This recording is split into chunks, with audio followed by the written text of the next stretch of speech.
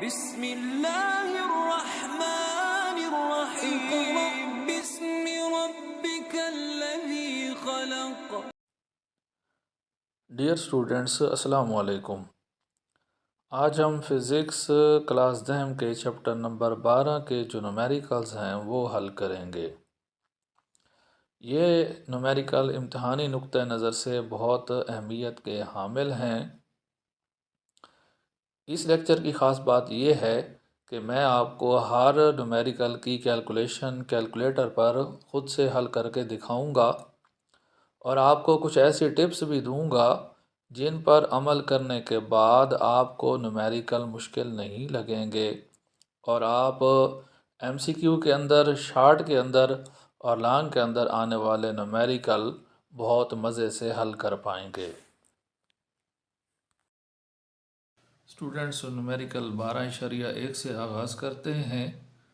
इस न्यूमेरिकल में वो कहता है कि कन्वेक्स मिरर के सामने 10 सेंटीमीटर पर पड़े हुए एक जिस्म की इमेज मिरर के पीछे 5 सेंटीमीटर पर बनती है। मिरर की फोकल लेंथ क्या होगी? अच्छा, इन न्यूमेरिकल्स के अंदर पहले तो आप ख्याल करेंगे कि आया ये मिरर है या लेंस है, और फिर उसके बाद आपने चेक करना है कि आया ये कन्वेक्स है या कनकेव है, क्योंकि इस चीज़ से इमेज का जो फासला है उस पर असर पड़ेगा और जो फोकल लेंथ है उस पर असर पड़ेगा। बाद सिचुएशन में ये पॉजिटिव होती है और बाद सिचुएशन में ये नेगेटिव होती है। इस न्यूमेरिकल में क्योंकि कन्वेक्स मिरर का जिक्र हो रहा है तो कन्वेक्स मिरर वर्चुअल इमेज बनाता है, इस वजह से इसकी इमेज का फासला मनफी में लिया जाता है और जो इसकी फोकल लेंथ है वो भी मनफी में होती है। तो चलें सबसे पहले न्यूमेरिकल में से डेटा निकालते हैं। तो हमारे पास जो है सबसे पहले कन्वेक्स मिरर के सामने 10 सेंटीमीटर पर पड़े हुए जिस्म, तो जिस्म का जो फासला होता है उसको हम जाहिर करते हैं P से। तो P हमारे पास कितना हो गया? 10 सेंटीमीटर। उसके बाद इसने इमेज का फासला बताया जो कि 5 सेंटीमीटर है, तो इमेज के फासले को Q से जाहिर करते हैं। क्योंकि ये इमेज वर्चुअल होगी तो ये फासला हम मनफी में लेंगे, मनफी 5 सेंटीमीटर। मालूम हमने क्या करना है इसमें से, तो वो हमने फोकल लेंथ मालूम करनी है जिसको F से जाहिर किया जाता है, तो F के आगे क्वेश्चन मार्क लगा देंगे। अब ये तीनों वेरिएबल मिरर फार्मूले के अंदर मौजूद हैं, तो हम मिरर फार्मूला लिखते हैं जिसके मुताबिक 1/F बराबर है 1/P जमा 1/Q। तो हमें इसमें F की कीमत चाहिए, तो लिहाजा हमें फार्मूले के अंदर कोई चेंज करने की ज़रूरत नहीं है, हम डायरेक्ट इसके अंदर कीमतें पुट कर देते हैं। तो 1/P की जगह आ गया 10 जमा 1/Q की जगह आ गया -5। अब ये जो मनफी है ना, इसको आप ऊपर ले जाएं तो इसने इस जमा के साथ मल्टीप्लाई हो जाना है, जिससे ये जमा ज़रा मनफी क्या आ जाएगा? मनफी। तो 1/10 जमा की जगह क्या आ गया? मनफी 1/5। वो जो मनफी 5 के साथ लगा हुआ था वो ऊपर गया, वो इससे मल्टीप्लाई हुआ और इसको भी क्या बना दिया? माइनस बना दिया। जी नेक्स्ट आप एलसीएम ले लें, ज़ुअज़ाफ़ ले लें, तो 1/f बराबर हो जाएगा किसके? एलसीएम इसका आएगा 10। 10 पे 10 को तकसीम करेंगे तो 1 आएगा, 1 ज़रब 1 भी 1 आएगा, माइनस 5 को 10 पर तकसीम करेंगे 2, 2 ज़रब 1 करेंगे तो 2 आ जाएगा। तो 1-2 क्या बन जाएगा? -1 बटा आ गया 10। हमें 1/f नहीं चाहिए, हमें f की कीमत चाहिए, तो दोनों साइडों को उल्टा कर दें। एक तरफ आपके पास हो जाएगा 1 और दूसरी तरफ आपके पास हो जाएगा 10/-1। तो f का बटा 1 लिखने की ज़रूरत नहीं है, सिंपल f लिख दें और ये जो बटे मनफी पड़ा है ये फिर ऊपर जाएगा, ऊपर जो जमा मौजूद है उसको मनफी बना देगा और नीचे 1 लिखने की ज़रूरत नहीं है। तो f आ गया -10 के बराबर। इसका यूनिट लाजमी लिखना है वरना आपका नंबर कट जाएगा। तो जिस मिरर के पीछे इमेज बनी थी उसकी फोकल लेंथ -10 सेंटीमीटर आई है, तो -10 भी ये बात वाज़े कर रहा है कि ये मिरर कौन सा है? कन्वेक्स मिरर है। चलते हैं दूसरे न्यूमेरिकल की तरफ। जी न्यूमेरिकल नंबर 12.2, एक 30 सेंटीमीटर ऊंचा जिस्म कनकेव मिरर से 10.5 सेंटीमीटर के फासले पर पड़ा है। अगर मिरर की फोकल लेंथ 16 सेंटीमीटर हो तो इमेज कहाँ बनेगी, इमेज की ऊंचाई क्या होगी। तो यहाँ पर अगेन गौर करें तो मिरर है और है कौन सा, कनकेव। कनकेव मिरर की इमेज हकीकी होती है, इसलिए उसका जो फासला क्यू है वो जमा में होगा, और इसकी फोकल लेंथ भी हकीकी होती है तो उसका फासला भी आप जमा में लेंगे। ठीक हो गया, फोकल लेंथ भी आप जमा में लेंगे। चलें तो डेटा निकालते हैं इस न्यूमेरिकल का। सबसे वो पहले वो कह रहा है कि 3 सेंटीमीटर ऊंचा जिस्म है। जिस्म की ऊंचाई को ओ से ज़ाहिर किया जाता है, मतलब जिस्म की जो बुलंदी है या हाइट है या जो जिस्म का साइज़ है उसको हम किससे ज़ाहिर करते हैं, ओ से, बड़े ओ से। तो ये हमने इसको ओ से ज़ाहिर कर दिया। ओ हमारे पास कितना है, 30 सेंटीमीटर। उसके बाद वो कह रहा है कि जिस्म का मिरर से फासला 10.5 सेंटीमीटर है। तो जिस्म का फासला पी से ज़ाहिर किया जाता है और इसकी कीमत है 10.5 सेंटीमीटर। फिर वो कह रहा है कि मिरर की जो फोकल लेंथ है वो 16 सेंटीमीटर है। तो फोकल लेंथ को हम एफ से ज़ाहिर करते हैं, ये हमारे पास है 16 सेंटीमीटर। तो दो चीज़ें उसने पूछी है, इमेज कहाँ बनेगी, मतलब इमेज का फासला मिरर से कितना होगा, जिसको क्यू से ज़ाहिर करते हैं, क्यू बराबर क्वेश्चन मार्क हो गया। और फिर वो कहता है कि इमेज की ऊंचाई कितनी है, यानी कि इमेज का साइज़ कितना है। तो इमेज जो है उसको बड़े आई से ज़ाहिर किया जाता है इमेज के साइज़ को, तो आई बराबर क्वेश्चन मार्क। पहला हिस्सा हम सिंपल मिरर फार्मूले से मालूम कर सकते हैं। तो मिरर फार्मूला अभी हमने यूज़ किया था, अगेन उसको यूज़ करते हैं। 1/f बराबर 1/p जमा 1/q। तो यहाँ से हमें q की कीमत चाहिए, तो q को हम दाईं साइड पर अकेला छोड़ देते हैं, 1/p को हम उधर शिफ्ट कर देते हैं। तो 1/f जब 1/p इस साइड पर आएगा तो माइनस हो जाएगा, बराबर हो गया 1/q के। अब आप साइडें चेंज कर लें, 1/q बराबर हो जाएगा 1/f माइनस 1/p। f और p की कीमत दर्ज कर दें 1/16 और माइनस p की कीमत है 1/10.5। तो इन वैल्यूज़ को हम कैलकुलेटर पर हल करते हैं। स्टूडेंट्स कैलकुलेटर हमने ऑन कर लिया है। 1/16 है हमारे पास, तो 1/16 ये लिख दिया हमने।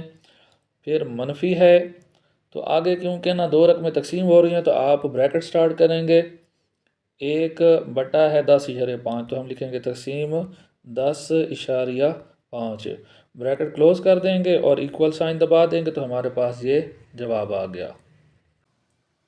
कैलकुलेटर पर तकसीम करने के बाद हमारे पास इसका जो आंसर आया है वो है -0.0327338, 32738 और 8। वैसे आमतौर पर हम इशारिया के बाद 3 हिस्सों तक वैल्यू कंसीडर करते हैं, लेकिन न्यूमेरिकल में बाज़ दफ़ा जवाब में थोड़ा सा डिफरेंस आ जाता है, तो इसलिए हमने इशारिया के बाद 5 डिजिट्स कंसीडर की हैं। अब हमारा जो असल मकसद है वो क्यू की वैल्यू निकालना है। तो ये तो हमारे पास 1/q की वैल्यू आई है, हम दोनों साइडों को उल्टा कर देते हैं। ये हो जाएगा q/1 यानी कि q, और ये हो जाएगा 1/-0.03278। 1/q को q/1 यानी कि q लिख देंगे, और इधर ये 1/-0.0327338। तो एक दफ़ा फिर हम इसको कैलकुलेटर पर हल करते हैं। 1/0.032 बराबर दबाया तो ये हमारे पास आ गया जवाब 30.54। तो हमारे पास जो जवाब आया वो 30.54 सेंटीमीटर आया है। तो ये बिल्कुल दुरुस्त है जैसे किताब के अंदर आंसर दिया हुआ है। तो लिहाजा हमारे पास Q की वैल्यू क्या आ गई, 30.54 सेंटीमीटर। अच्छा स्टूडेंट, यहाँ पर जो इमेज का फासला है वो मनफी में आ रहा है, तो इसका मतलब ये हुआ कि इमेज वर्चुअल है, क्योंकि जिस्म जो है ना वो कनकेव मिरर की फोकल लेंथ के अंदर रखा हुआ था, तो इस वजह से जो इमेज बनेगी वो वर्चुअल बनेगी। तो उसके साथ जो डिस्टेंस आया है वो इमेज का जो डिस्टेंस आया है वो मनफी में आया है। अब हम न्यूमेरिकल के अगले हिस्से की बात करते हैं, जिसमें उसने हमसे इमेज की हाइट, इमेज की ऊंचाई पूछी हुई है। तो इसके लिए हमें एक और फार्मूला इस्तेमाल करना पड़ेगा, और वो फार्मूला है मैग्निफिकेशन का, m बराबर आई बटा ओ। एक शक्ल ये है इसकी, और दूसरी शक्ल है m बराबर q बटा p। मतलब जो मैग्निफिकेशन है ना, वो इमेज की ऊंचाई और जिस्म की ऊंचाई की निस्बत भी है, और ये इमेज का फासला और जिस्म के फासले की निस्बत भी है। तो हमें इमेज की ऊंचाई मालूम करनी है, तो हम इस इक्वेशन को रीअरेंज करते हैं। ओ को हम इधर शिफ्ट कर देते हैं, तो m बराबर हो जाएगा किसके, सॉरी m ज़रब o बराबर हो जाएगा किसके, i के। यहाँ आप साइडें चेंज कर दें, i बराबर हो जाएगा किसके, m ज़रब o के। अब जो ये m का दूसरा फार्मूला है, इससे आप वैल्यू उठाएं और इधर पुट कर दें, क्योंकि हमारे पास m की कीमत नहीं है, जबकि q और p की कीमतें मौजूद हैं। तो जब हम m की ये वैल्यू दर्ज करेंगे तो m की जगह आ जाएगा q बटा p, और ज़रब आपके पास क्या है, o। यानी कि i बराबर आ गया है q बटा p ज़रब o। अब आप इसमें कीमतें डाल दें। q की कीमत हमारे पास आई है 30.54, तो हम 30.54 लिख देते हैं, और o की कीमत हमारे पास थी 30, और p की जो हमारे पास कीमत थी वो थी 10.5। तो ये सारी कीमतें हमने दर्ज कर दी हैं। अब हम इसको हल करते हैं। जी स्टूडेंट्स, कैलकुलेटर पर कैलकुलेशन करते हैं। 30.54 ज़रब 30 तक़सीम 10.5, तो हमारे पास जवाब आ रहा है 87.25।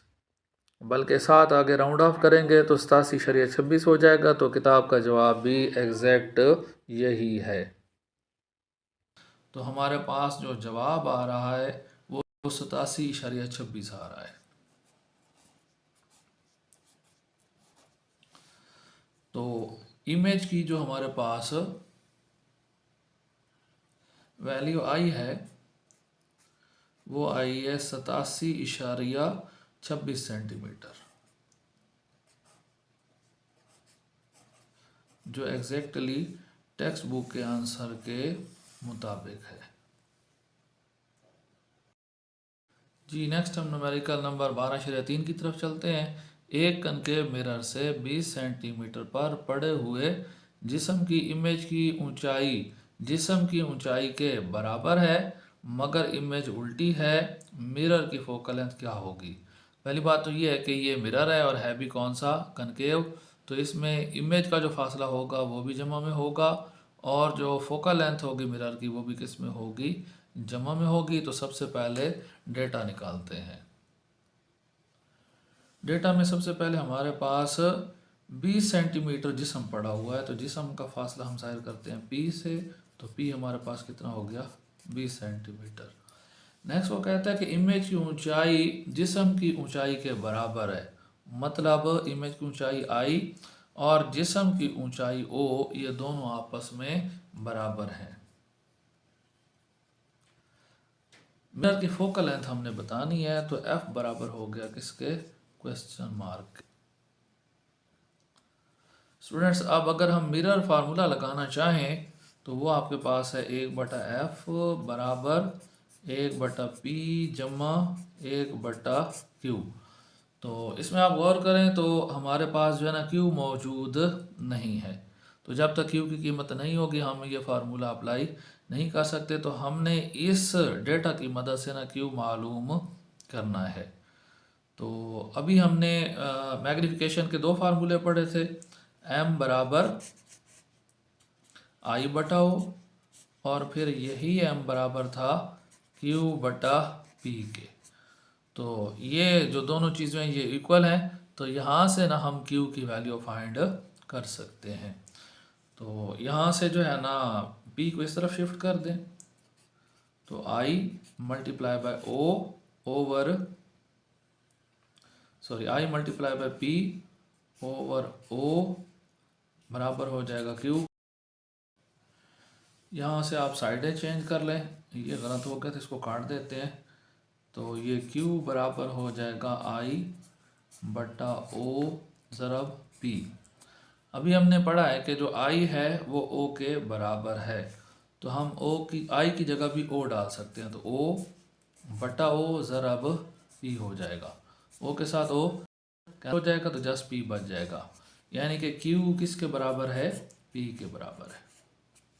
तो अब आप मिरर फार्मूला में कीमतें डाल सकते हैं। 1 बटा F, और F की कीमत हमने मालूम करनी है। 1 बटा F बराबर 1 बटा P और जमा 1 बटा Q। तो Q की जगह भी क्या आ जाएगा, P आ जाएगा। तो P की कीमत आप दर्ज कर दें, 1 बटा 20 जमा 1 बटा 20। 20 आप लेंगे LCM, तो आपके पास जो 1 बटा F है वो बराबर हो जाएगा किसके, ये 1 जमा 1, यानी कि ये हो जाएगा 2 बटा 20। कटिंग कर लें, ये हो जाएगा 1 बटा 10। दोनों साइडें उल्टी कर लें तो F बराबर हो जाएगा किसके, 10 सेंटीमीटर के। तो हमारे पास कनकेव मिरर की जो फोकल लेंथ है वो कितनी आ गई, 10 सेंटीमीटर आ गई। आंसर के अंदर आप वाज़े तौर पर चेक कर सकते हैं कि फोकल लेंथ की कीमत हमारे पास कितनी आनी चाहिए थी, 10 सेंटीमीटर। न्यूमेरिकल नंबर 12.4 देखते हैं। एक जिसम मिरर से 34.4 सेंटीमीटर के फासले पर पड़ा है और उसकी इमेज मिरर के पीछे 5.66 सेंटीमीटर पर बनती है। मिरर की फोकल लेंथ मालूम करें। तो पहली बात तो ये है कि जिसम जो है उसकी इमेज मिरर से पीछे बन रही है, तो इसका मतलब ये हुआ कि ये इमेज कौन सी होगी, वर्चुअल होगी। तो हम इसका फासला मिरर से माइनस में लेंगे। तो ये हमने इसका फासला जो माइनस में लेना है, क्यू बराबर -5.66 सेंटीमीटर। फिर जिसम का जो उसने फासला बताया है मिरर से वो 34.4 सेंटीमीटर है, तो जिसम के फासले को 20 से ज़ाहिर किया जाता है, तो वो हमने लिख दिया 34.4 सेंटीमीटर। अब उसने फोकल लेंथ मालूम करने का कहा है, तो फोकल लेंथ को एफ से ज़ाहिर किया जाता है, तो हम लिखेंगे बराबर क्वेश्चन मार्क। जी एफ मालूम करने के लिए हम मिरर फार्मूला इस्तेमाल करेंगे, जो कि 1 बटा एफ बराबर है 1 बटा पी जमा 1 बटा क्यू। तो हमें क्योंकि एफ की कीमत मालूम करनी है, इस वजह से हमें कोई तरतीब बदलने की ज़रूरत नहीं है। हम पी और क्यू की जो कीमतें हैं वो दर्ज कर देते हैं। तो हमारे पास 1 बटा 34.4 हो जाएगा प्लस 1 बटा -5.66 हो जाएगा। अब जो ये -5.66 के साथ इसको आप ऊपर ले जा सकते हैं, ये ऊपर जाकर ऊपर मौजूद प्लस के साथ मल्टीप्लाई होगा और उस प्लस को माइनस में तब्दील कर देगा। तो हमारे पास जो है ना 1 बटा एफ बराबर हो गया 1 बटा 34.4 मनफी 1 बटा 5.66। इसको हम कैलकुलेटर पर हल करेंगे तो इसका जवाब आएगा -0.148। तो ये 1 बटा एफ की कीमत है, हमें चाहिए एफ। तो 1 बटा एफ और इसको जो है ना उलट कर दें, यानी कि दोनों साइडों को 1 पर तकसीम कर दें, तो आपके पास क्या आ जाएगा, 1 बटा एफ का हो जाएगा एफ और दाईं साइड पर 1 बटा -0.148 हो जाएगा। जब आप 1 को 0.148 पर तकसीम करेंगे तो आपके पास जवाब क्या आएगा, -6.77, जो एग्जैक्टली बुक के आंसर से मैच करता है। अच्छा, इस न्यूमेरिकल और आगे आने वाले तमाम न्यूमेरिकल्स की जो कैलकुलेशंस हैं वो कैलकुलेशन के चैप्टर में आगे आपको मिलेंगी। तो आप वीडियो की डिस्क्रिप्शन में चले जाएं, वहाँ आपको डिफरेंट चैप्टर नज़र आएंगे। तो हर न्यूमेरिकल जो है ना अलग चैप्टर के अंदर मौजूद है और फिर लास्ट पे इन न्यूमेरिकल की जो कैलकुलेशंस हैं कैलकुलेटर पर वो भी अलग चैप्टर के अंदर की गई हैं। अच्छा स्टूडेंट्स, आप लोगों ने बताना है कमेंट्स के अंदर कि पहले 3 न्यूमेरिकल जिस तरीके से किए हैं वो ज़्यादा बेहतर है या 3 से आगे न्यूमेरिकल जिस तरीके पर कर रहा हूँ वो ज़्यादा अच्छा है। जवाब के अंदर मनफी की ये अलामत ज़ाहिर करती है कि ये जो मिरर है ये कन्वेक्स मिरर है, क्योंकि कन्वेक्स मिरर की फोकल लेंथ मनफी में होती है। न्यूमेरिकल नंबर 5 में कहता है कि एक कन्वेक्स मिरर की फोकल लेंथ 13.5 सेंटीमीटर है। इसके सामने रखे हुए मुजस्मे की इमेज मिरर के पीछे 11.5 सेंटीमीटर पर दिखाई देती है। मुजस्मे का मिरर से फासला मालूम करें। तो पहली बात तो ये है कि ये कन्वेक्स मिरर है, लिहाजा इसकी जो फोकल लेंथ होगी वो भी नेगेटिव में लेंगे, और इमेज जो है वो पीछे बन रही है तो उसका फासला भी नेगेटिव में लिया जाएगा। तो सबसे पहले हमारे पास फोकल लेंथ की वैल्यू है जो कि 13.5 सेंटीमीटर है। उसके बाद इमेज का फासला क्यू है जो कि -11.5 सेंटीमीटर हो गया। हमने मालूम क्या करना है, पी मालूम करना है। मिरर फार्मूला लगाएंगे 1/f बराबर 1/p जमा 1/q। इसमें तरतीब तब्दील करेंगे क्योंकि हमें p की कीमत चाहिए, तो q को जो है वो लेफ़्ट साइड पर शिफ्ट कर देते हैं। तो 1/f माइनस 1/q बराबर हो गया 1/p के। साइडें चेंज कर लें, 1/p बराबर हो गया 1/f मनफी 1/q। अब इसमें आप f और q की कीमत डाल दें, तो 1/-13.5 हो गया, आगे माइनस 1/-11.5। तो ये जो मनफी हैं ये ऊपर चले जाएंगे, पहला मनफी ऊपर चला जाएगा, दूसरा मनफी भी ऊपर जाएगा। तो जब वो ऊपर वाले मनफी से ज़रब खाएगा तो उसको किस में तब्दील कर देगा, जमा में तब्दील कर देगा। जी, तो इसको हम हल करेंगे कैलकुलेटर पर, जो आप आगे देख सकते हैं। तो हमारे पास रिजल्ट आया 0.0129। तो हम दोनों साइडें चेंज कर देंगे, p/1 हो जाएगा और ये हो जाएगा 1/0.0129। तो p के नीचे /1 लिखने की ज़रूरत नहीं है। 1 को आप 0.0129 पर कैलकुलेटर पर तकसीम करेंगे तो हमारे पास जवाब आ गया 77.62। तो ये तमाम न्यूमेरिकल्स की कैलकुलेशन जो है वो एंड पर मौजूद है, कैलकुलेटर के ऊपर आप सारी कैलकुलेशन चेक कर सकते हैं। न्यूमेरिकल नंबर 6 है, एक कनकेव मिरर जिसकी फोकल लेंथ 8.7 सेंटीमीटर है से एक इमेज हासिल होती है जिसकी ऊंचाई 13.2 सेंटीमीटर है और ये मिरर से 19.3 सेंटीमीटर के फासले पर है। इमेज की पोजीशन और ऊंचाई मालूम करें। अगर जिस्म मिरर से 2 गुना फासले पर वाक़ हो तो इमेज की ऊंचाई मालूम करें। तो पहली बात तो ये है कि ये कनकेव मिरर है, ठीक हो गया। तो इसकी फोकल लेंथ आपने लेनी है पॉजिटिव में, तो वो आपने पॉजिटिव में ली है 8.70 सेंटीमीटर। उसके बाद जिस्म की जो ऊंचाई होती है या साइज़ होता है उसको हम ओ से ज़ाहिर करते हैं, तो वो हमारे पास आ गए 13.2 सेंटीमीटर। फिर जो जिस्म का फासला उसने मिरर से बताया है वो 19.3 सेंटीमीटर है, पी से ज़ाहिर करते हैं हम इसको। हमने इमेज की पोजीशन और ऊंचाई बतानी है। पोजीशन से मुराद है इमेज का मिरर से फासला जिसको क्यू से ज़ाहिर किया जाता है, तो क्यू बराबर क्वेश्चन मार्क, और जो इमेज की पोजीशन ऊंचाई है, ऊंचाई तो मतलब इमेज का साइज़ हमने बताना है जिसको हमने आई से ज़ाहिर किया है, तो आई के आगे हम क्वेश्चन मार्क लगा देंगे। पहले हम पहला हिस्सा हल करते हैं। हम मिरर फार्मूला लगाएंगे 1/f बराबर 1/p जमा 1/q। तरतीब बदलें, इसमें 1/q अलग करें। अब f और p की वैल्यूज़ इसके अंदर डाल दें और हम इसको कैलकुलेटर पर हल करेंगे 1/8.7 मनफी 1/19.3 को। तो हमारे पास जवाब आया 0.0631।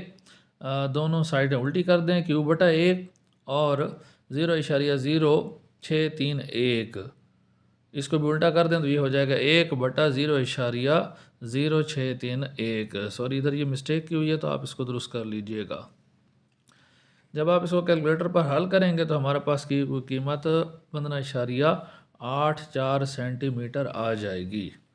अब हम इसका दूसरा हिस्सा हल करते हैं, तो इसके लिए हम ये फार्मूला लगाएंगे मैग्नीफिकेशन का, m=i/o, और यही m बराबर होता है q/p के। यहाँ से o को आप राइट साइड पर शिफ्ट कर दें तो i बराबर हो गया q/p ज़रब o। q की वैल्यू भी हमारे पास मौजूद है, वो हमने डाल दी। p की वैल्यू भी हमारे पास है और o की वैल्यू भी हमारे पास मौजूद है। ये सारी वैल्यूज़ डाल दी हमने और इसको हल किया कैलकुलेटर पर, तो हमारे पास 10.83 सेंटीमीटर जवाब आया। इसी सवाल का जो पार्ट भी है उसमें उसने कहा है कि अगर जिस्म मिरर से 2 गुना फासले पर वाक़ हो तो इमेज की ऊंचाई बताएं।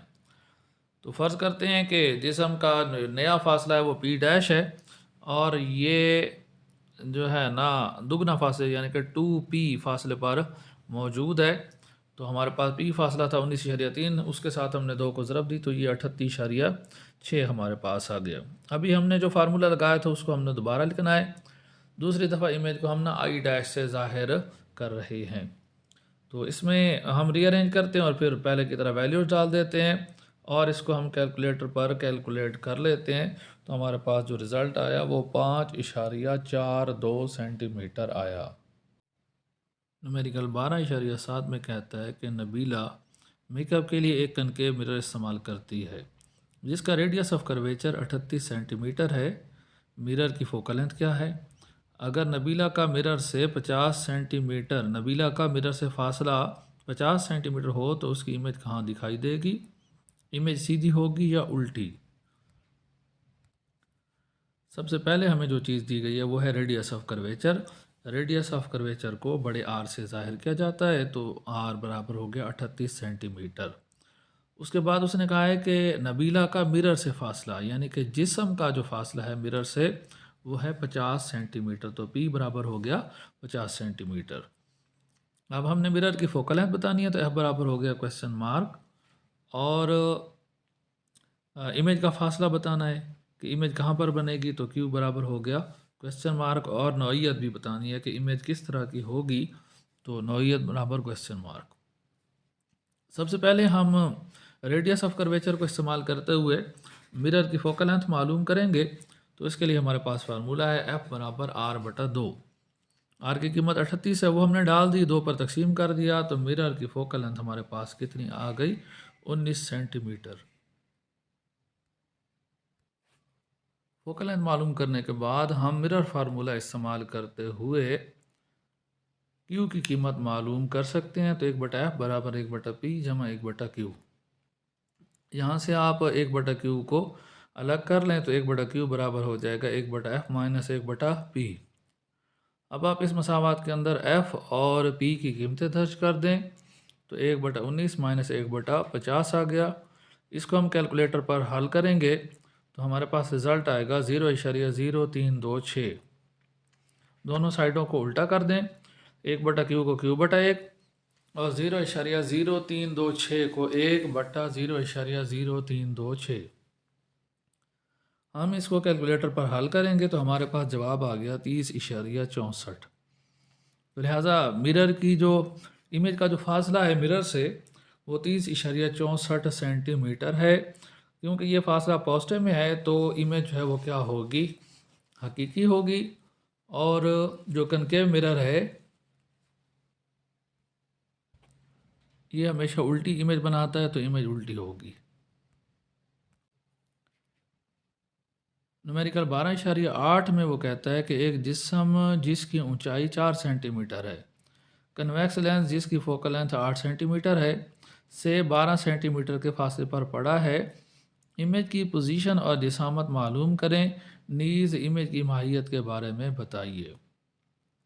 तो सबसे पहले उसने जिस्म की ऊंचाई बताई है। ऊंचाई जो जिस्म की है उसको हम ओ से ज़ाहिर करते हैं तो वो हमारे पास हो गया 4 सेंटीमीटर।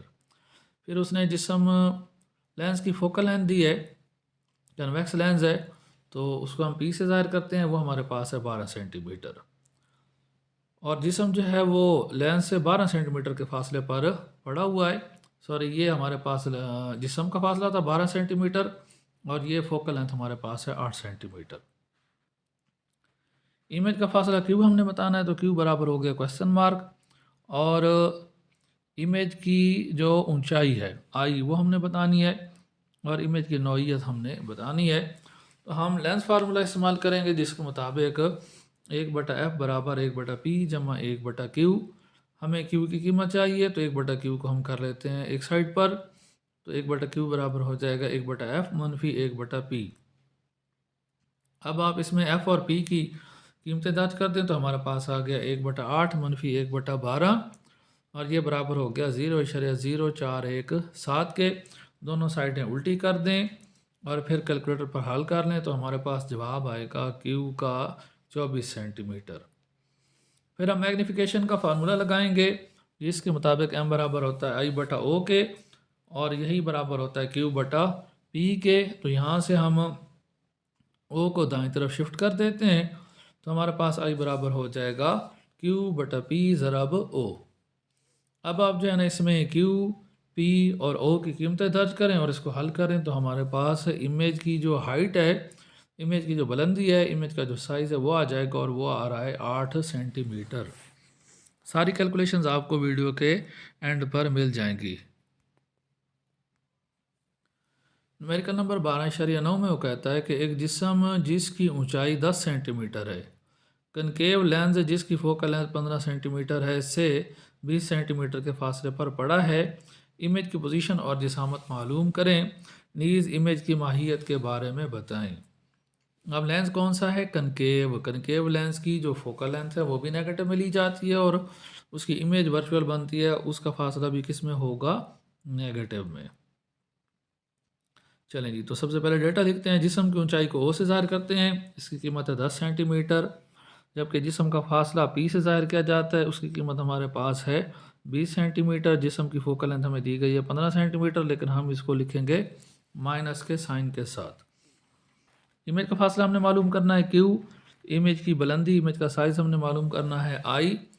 लेंस फार्मूला लगाएंगे 1/f बराबर 1/p जमा 1/q। अब आप इसमें से 1/q एक साइड पे कर लें। सॉरी, बीच में ये कुछ स्टेप्स गलत हैं तो इनको आप लोगों ने छोड़ देना है। ये यहाँ से अब स्टार्ट करेंगे। 1/q बराबर 1/f मनफी 1/p। तो आप इसमें f की वैल्यू डाल दें, फिर आप इसमें p की वैल्यू डाल दें और हम इसको कैलकुलेटर पर हल करते हैं तो हमारे पास -0.117 जवाब आता है। अब इन दोनों साइडों को कर लें उल्टा, तो जब मनफी 1/0.117 को हम कैलकुलेटर पर हल करेंगे तो हमारे पास क्यू की वैल्यू 8.57 सेंटीमीटर आ जाती है। आई मालूम करने के लिए अभी हमने फार्मूला यूज़ किया था, आई बराबर क्यू बटा पी ज़रब ओ।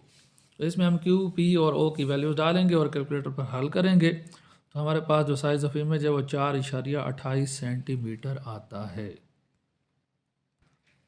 न्यूमेरिकल 12.10 में वो कहता है कि एक कन्वेक्स लेंस है जिसकी फोकल लेंथ 6 सेंटीमीटर है, जिस्म की जिसामत से 3 गुना जिसामत की वर्चुअल इमेज बनाता है, लेंस को कहाँ पर रखना चाहिए? यानी कि लेंस और ऑब्जेक्ट के दरमियान कितना फासला होगा, ये पूछा है उसने। तो कन्वेक्स लेंस की फोकल लेंथ पॉजिटिव होती है, 6 सेंटीमीटर आ गई। अब वो कह रहा है कि इमेज जो है वो जिस्म की जिसामत से 3 गुना बड़ी है। तो इमेज को हम आई से ज़ाहिर करते हैं और ऑब्जेक्ट की जिसामत को ओ से, तो आई बराबर हो जाएगा 3o के। अब ओ को बाईं तरफ ले आएँ तो आई बटा ओ बराबर हो गया 3 के। आई बटा ओ क्यू बटा पी के बराबर भी होता है, तो यहाँ पर आप आई बटा ओ की जगह वैल्यू लिख दें उसकी 3, तो क्यू बटा पी किसके बराबर हो गया? 3 के बराबर हो गया। यहाँ से क्यू की वैल्यू निकालें तो ये 3p आ जाएगी। ठीक हो गया। p की कीमत हमने मालूम करनी है कि जिस्म जो है वो लेंस से कितने फासले पर रखा जाना चाहिए। लेंस फार्मूला लगाएं, 1/f बराबर 1/p जमा 1/q। तो आपके पास जो है ना इसमें वैल्यू डाल दें, 1/f की जगह 1/6 हो गया, बराबर 1/p की जगह 1/p ही रहेगा और जो 1/q है उसकी जगह हमारे पास क्या आ गया? -1/3p। p क्योंकि हमने मालूम करना है तो इस वजह से हम उसकी कीमत दर्ज नहीं कर सकते। ये स्टेप्स गलत हैं, इनको छोड़ दीजिएगा।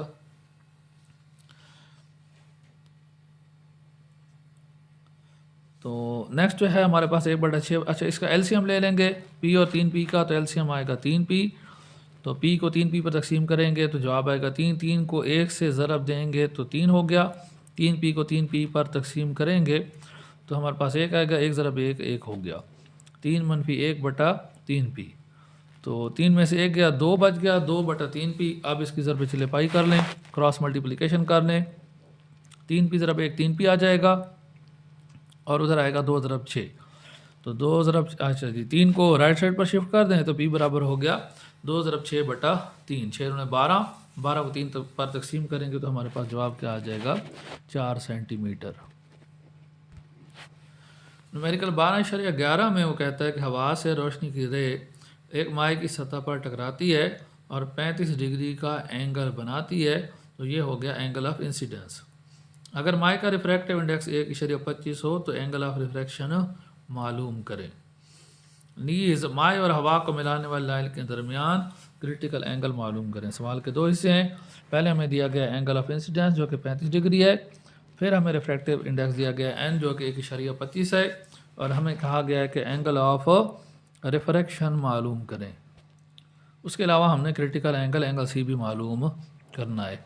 तो हमारे पास जो स्नेल्स लॉ है उसका फार्मूला है N is equal to sine of I बटा साइन ऑफ आर। यहाँ से साइन ऑफ आर को बाईं तरफ ले गए और एन को दाईं तरफ ले जाएं तो साइन ऑफ आर ऊपर आ जाएगा और एन चला जाएगा नीचे।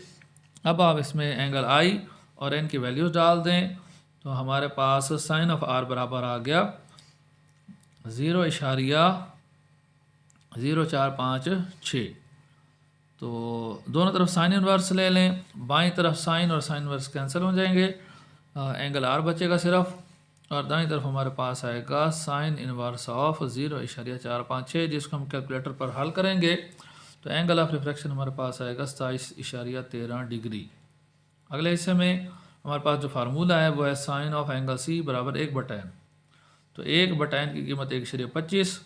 इसमें भी आप साइन इनवर्स ले लें कैलकुलेटर पर, जब आप इसको हल करेंगे तो हमारे पास रिज़ल्ट आता है 52.13 डिग्री।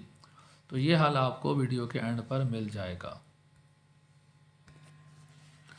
न्यूमेरिकल नंबर 2.12 में वो कहता है कि एक कन्वेक्स लेंस की पावर 5D है। लेंस से जिस्म को कितने फासले पर रखा जाए कि रियल और जिस्म की जिसामत से 2 गुना बड़ी इमेज हासिल हो।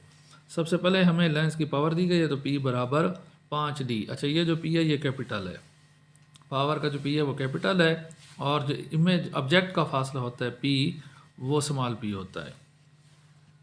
अब हमारे पास फोकल लेंथ और लेंस की पावर के दरमियान जो ताल्लुक है वो है F बराबर 1/P। तो P की कीमत डाल दें तो F बराबर हो गया 1/5, जिसको हल करेंगे तो ये आ जाएगा 0.2 मीटर। तो अभी डेटा में हमारे पास ज़्यादातर चीज़ें जो सेंटीमीटर में हैं और जवाब भी हमारा सेंटीमीटर में है, तो आप फोकल लेंथ को मीटर से सेंटीमीटर में कन्वर्ट करेंगे। तो मीटर को सेंटीमीटर में कन्वर्ट करने के लिए आप 0.2 को 100 से ज़रब देंगे, हमारे पास जवाब आ जाएगा 20 सेंटीमीटर। अब उसने कहा है कि जो इमेज है ना वो जिस्म के साइज से 2 गुना बड़ी होनी चाहिए, तो Q बराबर हो जाएगा 2P के। ठीक हो गया। यहाँ से हमने P की वैल्यू मालूम करनी है। लेंस फार्मूला लगाएं 1/F बराबर 1/P जमा 1/Q। तो 1/F की जगह 1/20 हो गया। आगे 1/P हमने P मालूम करना है और Q की वैल्यू हमने डाल दी है 1/2P। 2P इज़ाफ़े कल आ जाएगा। P को 2P पर तकसीम करेंगे तो 2 को 1 से ज़रब देंगे तो 2 जमा 1, तो आपके पास आ गया 1/20 बराबर 3/2P। ज़रब चले पाई कर लें, 2P बराबर 20 ज़रब 3। तो हमारे पास P की जो वैल्यू है वो 30 सेंटीमीटर आ गई।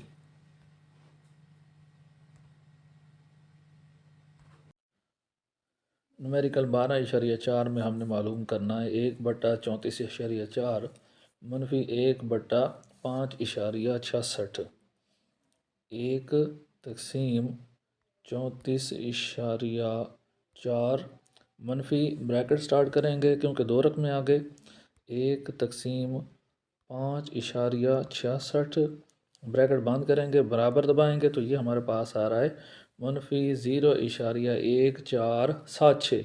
6 को राउंड ऑफ कर देंगे तो ये हो जाएगा मनफी 0.148।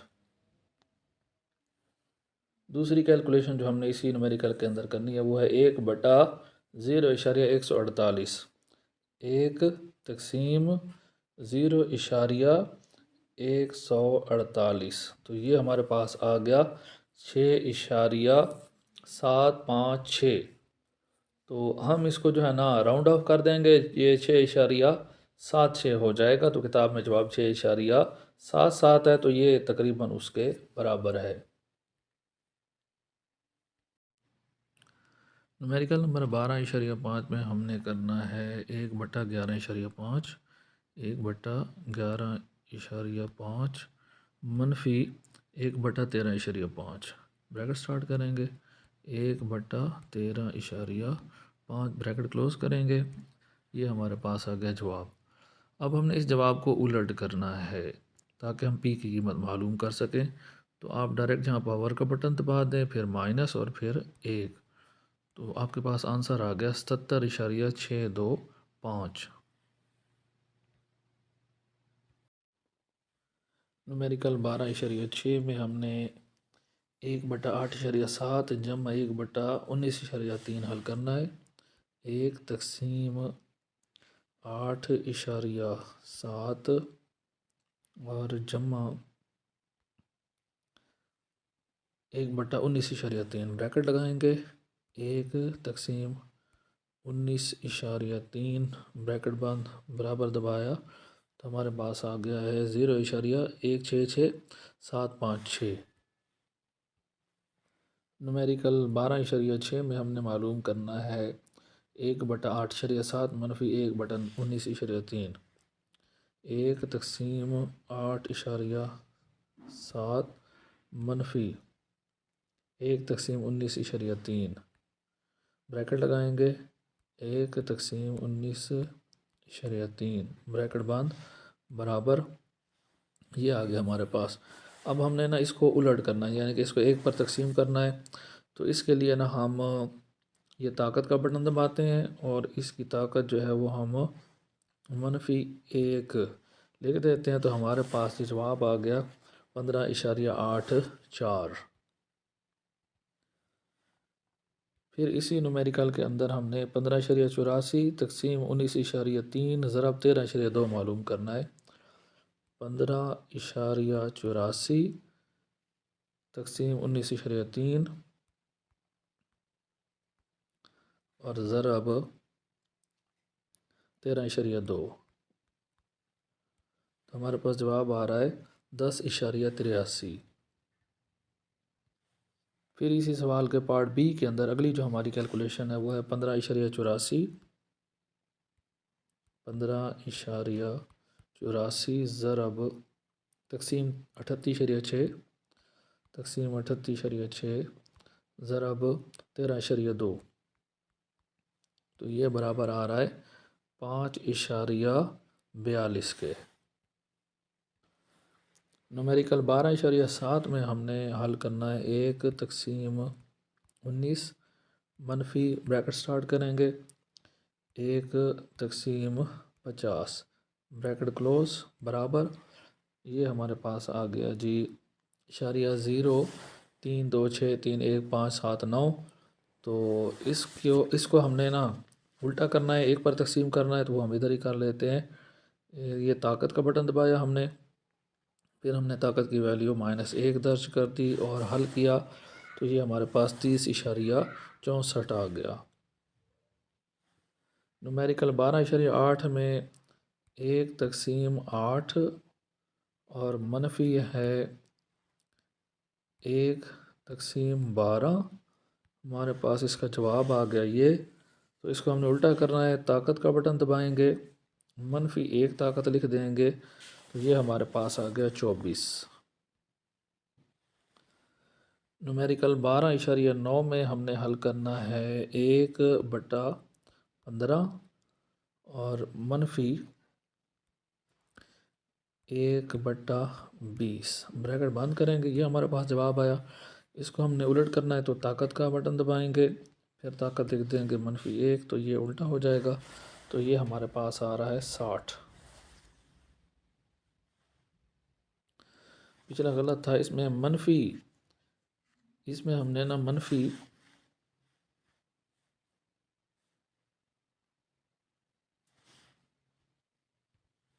न्यूमेरिकल 12.9 में हमने हल करना है -1/15। ये दोनों मनफी की रकमें तो हम इनको जमा कर लेते हैं। 1 तकसीम 15 और जमा 1 तकसीम 20। 1 तकसीम 20 ब्रैकेट बंद करेंगे। ये जवाब आया। तो इसको उल्टा करने के लिए हमने ताकत का बटन दबाया और ताकत लिखी -1 तो ये हमारे पास 8.57 आ गया। फिर इसी न्यूमेरिकल के पार्ट 2 में हमने ज़रब देनी है 8.57 तकसीम 20। 8.57 तकसीम 20 और ज़रब आपके पास है जी 10। तो ये आपके पास 4.28 आ गया जी।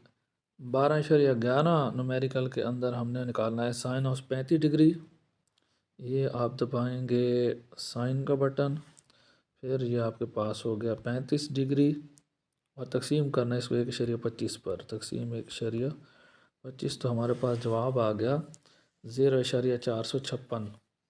फिर हमने इसका साइन इनवर्स लेना है जी, हमने साइन इनवर्स लेना है, शिफ्ट दबाएंगे, साइन दबाया, साइन इनवर्स लिखा गया 0.458, 0.458 का साइन हम ले रहे हैं। ये हमारे पास 27.26 आ रहा है तकरीबन, थोड़ा सा इस जवाब के अंदर ना डिफरेंस आ रहा है किताब से। फिर इसी सवाल के पार्ट 2 के अंदर हमने साइन इनवर्स निकालना है 1/1.25 का, तो ब्रैकेट लगाएंगे,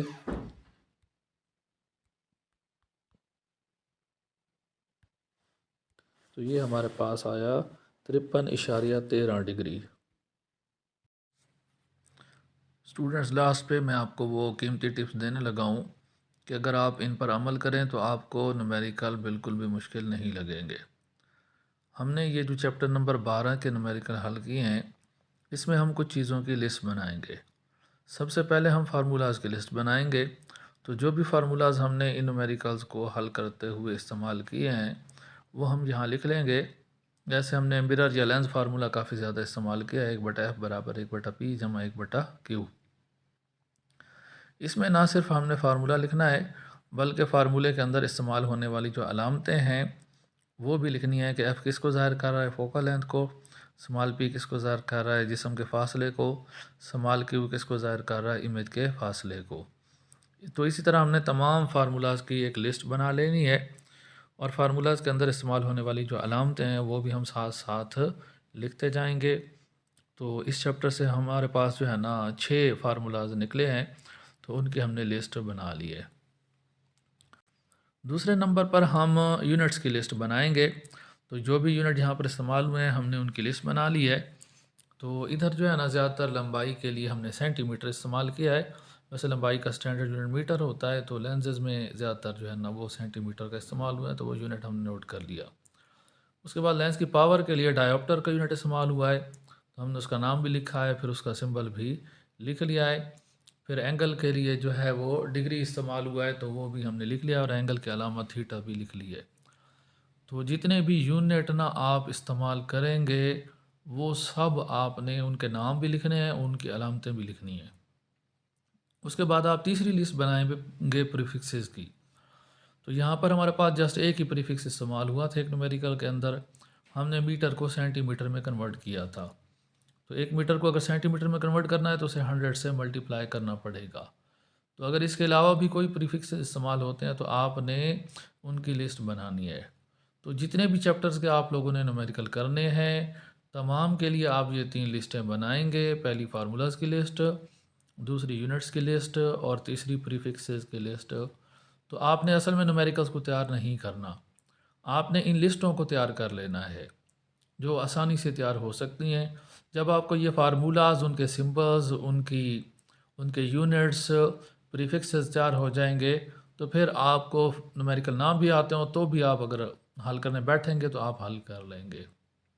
उम्मीद है ये बातें आप लोगों के लिए इंतहाई मुफीद रहेंगी। टेक केयर, अल्लाह हाफिज़।